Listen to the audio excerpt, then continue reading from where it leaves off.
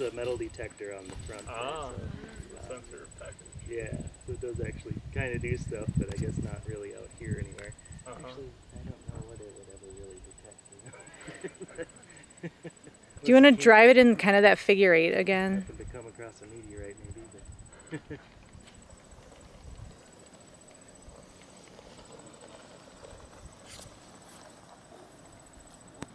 Will you do school visits in the fall then? yeah, yeah. If we end up, I guess meeting any teachers that would want us to come out, they can actually access us through JPL's Solar System Ambassador webpage. So they can request us and stuff. We're actually going to be at the Science Museum on Monday for the eclipse, since they're having they're hosting an eclipse event, and they asked us if we wanted to bring the little rover and kind of be part of their space and heliophysics presentation. I think I really need to widen it out a bit more. Yeah. Yeah.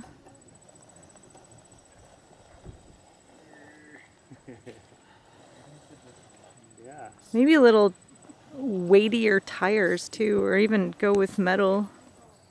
Yeah, could probably be a little heavier. Not climbing very well. I think if batteries are kind of low. that's true. I forgot to charge them before coming out here.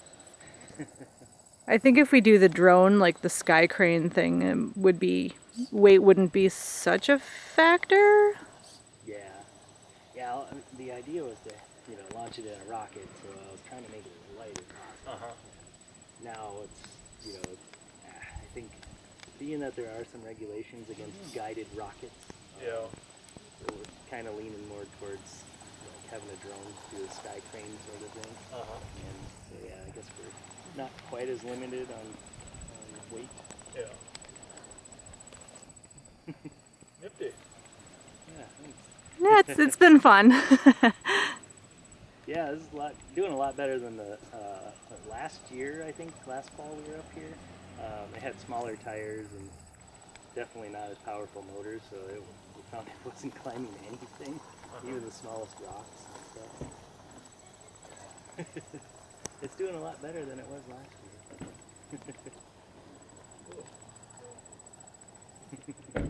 Well, not having to be, programmed a day at a time is a big help. Yeah. Cool. Yeah. Good luck with the eclipse. Oh, thanks. Thank you. Oh, crash.